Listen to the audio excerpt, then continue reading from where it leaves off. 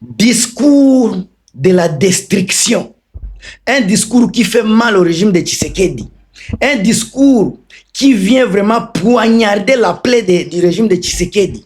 Wana nde bariri nini discours à Joseph Kabila Kabange. Discours wana pourquoi Joseph Kabila salango kaka na kilelo na minute oyo pendant que régime ya Tshisekedi ezako traverser période moko très difficile. Régime ya Tshisekedi bazana ba pression internationale accrue. Mais na minute oyo kaka nde Joseph Kabila Kabange aye kosala discours. Et puis discours ce n'est pas n'importe quel type de discours. Eza discours moko très puissant. Alors yango bozomona régime nyoso Tshisekedi ba communicateur nyoso Tshisekedi batiki makambo ba accord batiki makambo États-Unis bango nyoso ba ko s'acharner contre discours à Joseph Kabila. Yango de toza kolobela na kati émission pourquoi baza ko s'acharner contre maloba ya Joseph Kabila. Bande konangai boza ebele boza kolanda ngai. Encore une fois, merci na présence nabino, merci na soutien nabino. Nga naza simple penseur, simple analyste. Bino banani ba politicien boza ebele bolanda kanga, boza ebele ba maman Marie-Antoinette Makayabu, ba Chirac Makayabu, ba Crispin Kayembe, ba François Mboukou, Denis Mpongo. Bino boza ebele ba Pierre Okende, ba Thérèse Dissabe, ba Grace Kibombo, boza ebele.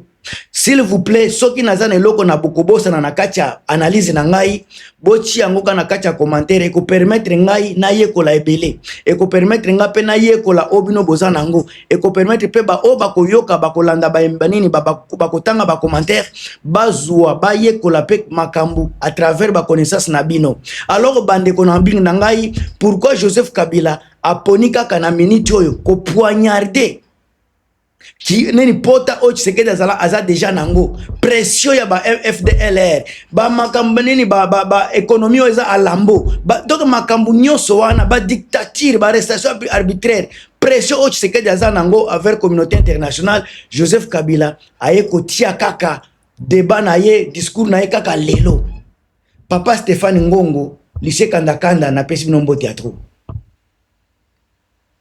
Alors, eloko ya liboso onga na retenir na discours à Joseph Kabila Kabange, le raïs, le sénateur à vie. Joseph Kabila casse la légitimité du pouvoir. Eloko ya liboso, Joseph Kabila a cassé la légitimité du pouvoir. Tant que Kabila zako parler, il parle de la dictature, il ne critique pas seulement. Il remet en cause les droits même de Tshisekedi à gouverner. Onga na nini na capté na message à Joseph Kabila. Donc il sème le doute dans la population, il affaiblit l'image du régime de Tshisekedi et cela transforme un débat politique à crise de légitimité. Ça c'est de l'intellectualisme, il y a Joseph Kabila Kabange. Pour un régime à place où il y a Joseph Kabila, eza extrêmement dangereux message ya boyeba yo kango eza extrêmement dangereux pour la bakisation ya boy. Donc Joseph Kabila loko a liboso a cassé nano légitimité à pouvoir à Joseph ya Tshisekedi Tshilombo. Il remet makambu nyonso na a zéro. Wana eza eloko nga na retenir eloko a liboso. Bino bandeko na ngai soki bo retenir eloko moko na kacha wana soki eloko na lobeza bien bocha ta ba j'aime. Bande konanga Canada boze bele boza ko bosenga ngana sala moi émission à partir na nini na pesa commentaire na ngai na discours à Joseph Kabila Kabange. Alors yango naza ko pesa bino. Alors quand Joseph Kabila parle et l'autre ami balé, tant que Joseph Kabila za ko parle, il parle avec le poids d'un ancien président. Azako lobana carrière ya opposé, il parle comme un ancien président. Et l'autre liboso na retenir. Alors, Joseph Kabila n'est pas un opposant ordinaire. Comme bino boza ko kanisa boza ko ya bolobi. Joseph Kabila n'est pas un opposant ordinaire. Par contre, c'est un monsieur qui a dirigé le pays pendant 18 ans. Il connaît l'armée, il connaît les institutions, il connaît les réseaux. Alors Joseph Kabila garde des loyautés dans l'appareil de l'État. Pendant 18 ans, ce n'est pas ici. Hein? Mais comme les gens ne comprennent pas, ils se jettent à critiquer, à insulter. Mais la réalité et la vérité, surtout aux gens qui savent analyser les choses, ils vont vous parler d'autres choses. Et d'autres choses là, ce sont les choses que je suis en train de vous donner maintenant. Les sorties médiatiques de Joseph Kabila, les propos de Joseph Kabila peuvent influencer l'armée et les élites. Les propos de Joseph Kabila, encore une fois, les sorties médiatiques de Joseph Kabila, Joseph Kabila, ça peut influencer l'armée congolaise et les élites congolaises. Joseph Kabila est l'un des points les plus sensibles de la République démocratique du Congo. Même sans appeler à quoi qu'il soit directement, Joseph Kabila il est un poids lourd. Donc certains officiers lui sont restés très proches. Même si Basolakanaye, Bazako garder ba souvenir à Malamu. Ndenga zalako traiter bango bien. Discipline bazalaki nango, organisation FARDC bazalaki nango. Tant bazako comparer na ba FARDC alelo, baezana bawana, baza toujours ko kanisa bolamu wana. Organisation wana, discipline wana, baza toujours nango na mutu. Na ba propos à Joseph Kabila comme un ancien président et puis un influenceur munene na mboka na biso sorti na médiatique et ko faire hésiter ba politicien ebele et ko tia ba politicien ebele na kati ya ba comment na kati ya ba questionnement et c'est ce que régime Tshisekedi baza ko banga lelo. Régime Tshisekedi baza ko banga makambo wana lelo. Naza ko memela bino toujours ba réflexion na ngai. Naza na 7 éléments, na komi na 3e élément, ya liboso na lobaki il a cassé la légitimité à pouvoir à Tshisekedi. Aza ko parler avec poids d'un ancien président lo kami balé, ya misatu. Aza il peut akoki ko influencer armée na ba élite. Alors au 4e élément lelo naza ko pesa la bino 4e élément, il internationalise la crise ya RDC. Ba propos ya Joseph Kabila eza ko internationaliser crise ya Congo. Boyo kandenge Joseph Kabila za ko mema ba langage na ye ba dire na ye sa façon de parler, sa façon de yako présenter makambo ya Congo aza ko internationaliser crise. Directement tango aza ko parler na média aza ko solo na média européen. Médias européens, il sort du na niveau na déjà azako bima na cadre national.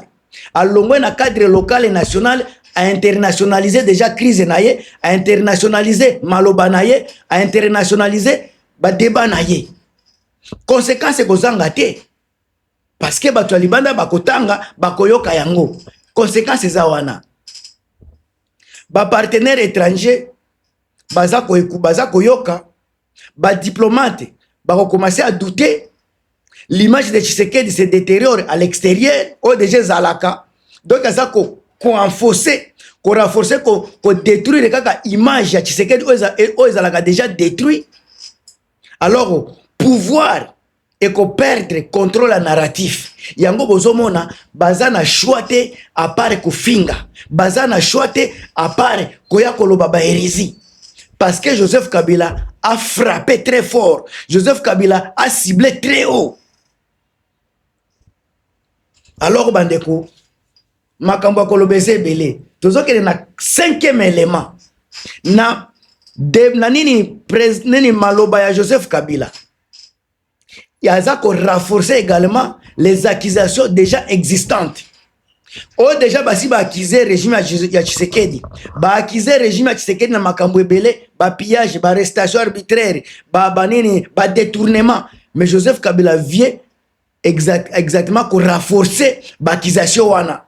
Ba accusation qui déjà existait qui déjà Joseph Kabila vient pour mettre ko frapper vraiment yango na ba sete ko confirmer que makambo wana eza ya solo.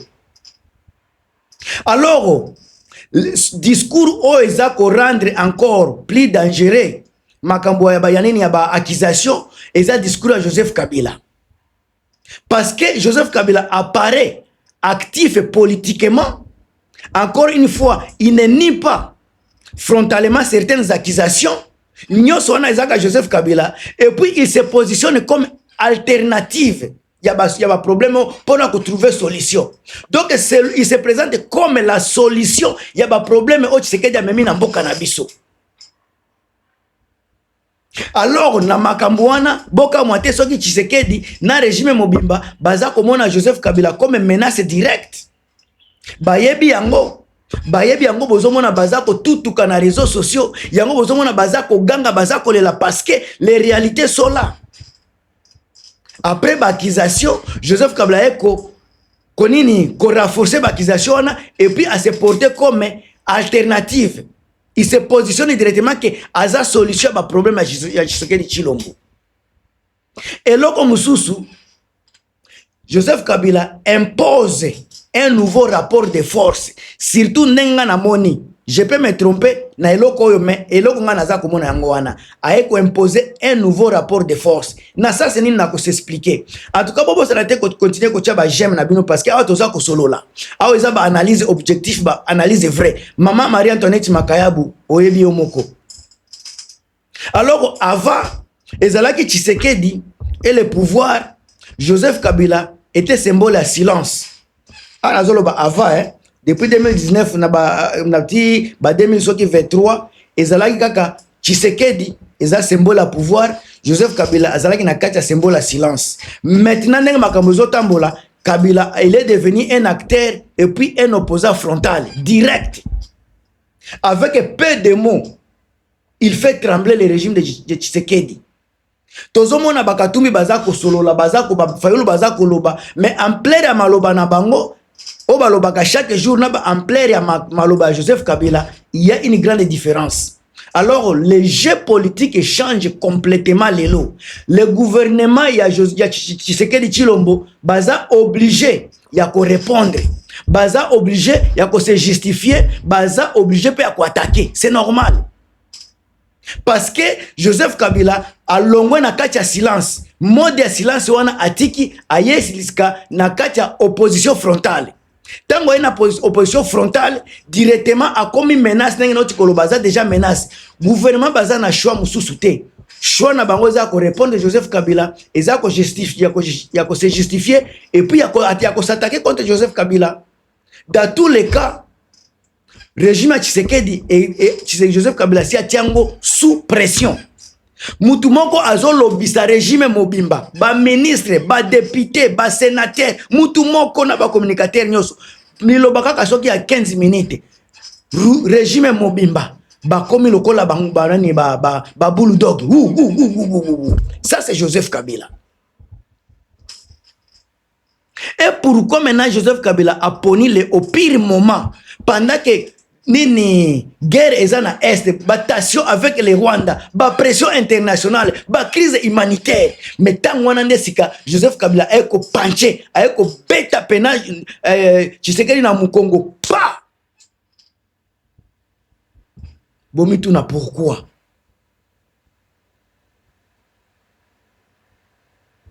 choc ya muke oyo eloka muke wana panche wana et créer séisme politique. Choc wana pancho ya discours à Joseph Kabila et créer séisme politique bandeko, séisme politique. Oto lobakate ngana za ko memela bino ba analyse. Le discours de Joseph Kabila fait mal au gouvernement à cause de 5 raisons. Le discours de Joseph Kabila détruit la légitimité du pouvoir de Tshisekedi Tshilombo. Joseph Kabila vient d'un acteur très puissant. Il devient acteur très puissant aujourd'hui. Joseph Kabila peut diviser l'État de l'intérieur parce qu'il est puissant. Il est aimé par la population. Il est populaire. Joseph Kabila affaiblit l'image internationale de Joseph Kabila, de Tshisekedi Tshilombo, pardon. Et Joseph Kabila punch à pleine crise.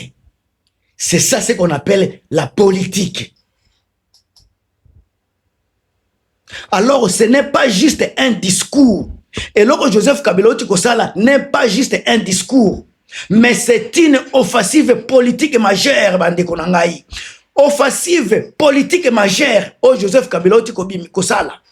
Boti Kabilobela, to komi sikana kati ya réalité politique lelo. On a l'obakité. Bande qu'on appelle si bino analyse nangai. Et comme tango na bino akotia ba j'aime, ba commentaire, ba like, ba partage, personne qui n'a nos s'abonner.